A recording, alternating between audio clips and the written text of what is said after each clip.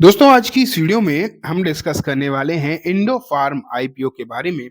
अगर आप देखोगे तो इंडो फार्म का आईपीओ जो है कल खुलने वाला है एंड हम देखेंगे कि क्या करना है, अप्लाई करना है या नहीं करना है, किस तरीके की सिचुएशन यहाँ पर देखने को मिल रही है एंड मैं क्या कर सकता हूँ वो भी हम डिस्कस आज की इस वीडियो में हम करेंगे। ठीक है, सबसे पहले मैं आपके सामने रख ही चुका हूँ इसकी थोड़ी सी डिटेल। हाँ, मैं एक और चीज आपको बता दूं, हम जो है इसमें यूनिमैक के बारे में भी डिस्कस करेंगे। यूनिमैक का कल आखिरकार किस तरीके की स्थिति हो सकती है एंड उसमें क्या करना चाहिए, लिस्टिंग के बाद उसे बेचना चाहिए, रखना चाहिए, क्या कर सकते हैं। ठीक है, सबसे पहले अगर हम देखें तो यहाँ आप देख पा रहे आईपीओ जो है बिग बिल्डिंग है लगभग 260 करोड़ के आसपास का। इसमें कॉम्बिनेशन होगा 0.86 करोड़ आपको जो लगभग देखने को मिल रहा है। यहाँ पर ऑफर फॉर सेल भी है लगभग 0.35% करोड़ शेयर्स का। तो ओवरऑल दोनों चीज है, यहाँ पर फ्रेश इशू भी है एंड ऑफर फॉर सेल भी है। ऑफर फॉर सेल क्या होता है, सबसे पहले आप ये समझो।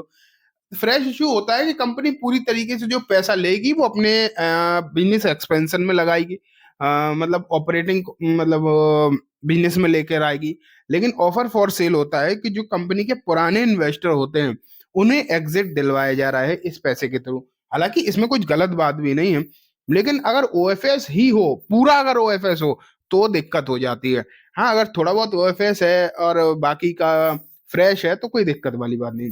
कंपनी का जो आईपीओ कल स्टार्ट होने वाला है 31 दिसंबर, आप देख पा रहे हैं 2 जनवरी तक चलेगा, वही 3 दिन नॉर्मल जो टाइम पीरियड होता है।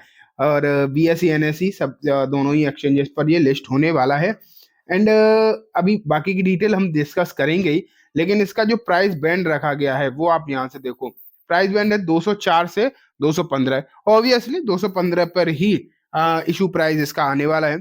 लॉट साइज 69 रुपीज आपको देखने को मिल रहा है, सॉरी 69 शेयर्स का। फेस वैल्यू वो 10 रुपए की है। बाकी की चीजें मैंने इंपॉर्टेंट आपको दिखा दी। देखो 31 को खुलेगा, 2 को बंद होगा, अलॉटमेंट 3 को ही आ जाएगी, रिफंड जो है 6 को वापस आएंगे, credit of share in demat account 6 Jain को आएंगे, लिस्टिंग डेट 7 जैन होने वाली है। अब कट ऑफ टाइम अगर हम देखें तो वही शाम को 5 बजे 2 जनवरी। ये इंपॉर्टेंट डेट्स एंड टाइम आपके सामने आ गए। अब हम चलेंगे दोस्तों कुछ और इम्पोर्टेंट चीजों पर। ये और देखो, सबसे पहले क्यूआईबी के लिए जो सिचुएशन है वो 50% है, रिटेल कोटा 35% के आसपास and HNI 15% of the net issue. अब बाकी की चीजें एचएनआई में अगर हम देखें, वो ये तो नॉर्मल सी बात है, 2 लाख तक का लगाओगे तो स्मॉल, मतलब 2 लाख से ऊपर लगाओगे 10 लाख के नीचे तो स्मॉल एचएनआई, और 10 लाख के ऊपर लगाओगे तो बिग बिग एचएनआई, एंड 2 से कम लगाओगे, 2 लाख से कम, तो रिटेल में कैटेगरी में काउंट होगा। ठीक है, ये तो बेसिक सी सिंपल सी बातें हैं। लेकिन अब बात करते हैं कंपनी जो है करती क्या है। इनकॉर्पोरेटेड इन 1994, 1994 में कंपनी है। मैन्युफैक्चरिंग करती है tractors, picks and carry cranes. आप देख पा रहे हैं मेन है ट्रैक्टर एंड कैरी क्रेन्स, जो कि आपने सामान ढोने वाली जो क्रेन होती है बेसिकली वो। तो बिजनेस तो अच्छा है, इसमें तो कोई भी डाउट नहीं है। द कंपनी के अगर आप देखोगे, आपने इंडो फार्म नाम के ट्रैक्टर देखे भी होंगे। Indo Farm and Indo Power नाम के 2 ब्रांड कंपनी जो ओन करती है। इनकी जो प्रोडक्ट कंट्रीज जो हैं वो है Nepal, Syria, Sudan, Bangladesh, Myanmar. आ, तो यहाँ पर जो है एक्सपोर्ट होते हैं। इंडियन कंपनी है लेकिन यहाँ एक्सपोर्ट भी होते हैं इन 5 कंट्रीज में। और अगर हम देखें 16 हॉर्स पावर से 110 हॉर्स पावर के tractor and pick and carry cranes आपको देखने को मिलते हैं।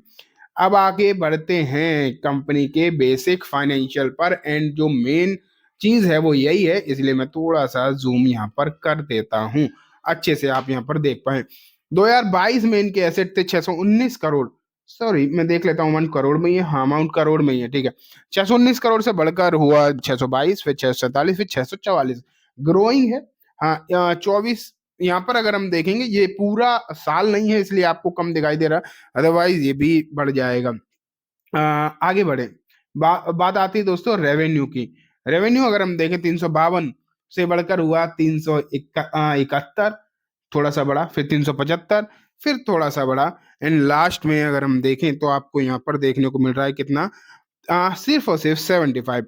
लेकिन आपको ये मालूम होना चाहिए कि सिर्फ आपको कितने, ये सिर्फ 1 क्वार्टर का है, मार्च वाले क्वार्टर का, मार्च अप्रैल मई जून, बस ये एक ही क्वार्टर का बेसिकली आपको यहाँ पर देखने को मिल रहा है।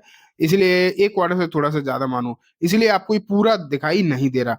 लेकिन फिर भी मैं कहूंगा अगर आप इसे ओवरऑल कंपेयर करोगे तो रेवेन्यू में थोड़ा सा डिक्लाइन है, ठीक है। लेकिन अब आती है बात प्रॉफिट की। 13 साढ़े 13 करोड़ से बढ़कर 15 करोड़, फिर लगभग 15 करोड़, 15.5 करोड़, अब 2 करोड़।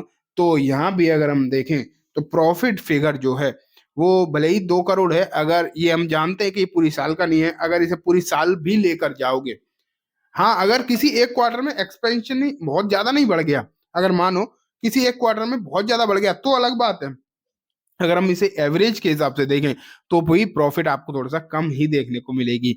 नेटवर्थ बाकी सही है। बोरोइंग अगर हम देखें तो बोरोइंग धीरे धीरे करके घटी है, जो कि एक बेहतरीन बात है, एक अच्छी बात है, ठीक है। ये बात हो गई। अब बात आती है कंपनी की आरओई की। 5%, आरओसी 8.96%, जो कि कम है। मैं ये नहीं कहता कि बहुत कम है, लेकिन हाँ कम है डेफिनेटली। डेट इक्विटी रेशियो ठीक है। PAT margin. अब आती है बात ईपीएस की। 3.95 है प्री आईपीओ, 2.04 है पोस्ट आईपीओ। पी अगर हम देखें तो प्री आईपीओ और पोस्ट आईपीओ में अगर हम पी देखें तो पी रेशियो आप ये मान के चलिए कि सस्ता नहीं है। अनाप शनाप महंगा नहीं है, लेकिन बहुत ज्यादा सस्ता नहीं है, ये भी आप यहाँ पर मानकर चल सकते हो। अब बात आती है मैं जीएमपी दिखाने की। जीएमपी की अगर हम बात करें तो आप यहाँ पर क्लियरली देख पा रहे हो इंडो फार्म इक्विपमेंट लिमिटेड, जो आपको जीएमपी दिखाई दे रही है वो 35% के आसपास है।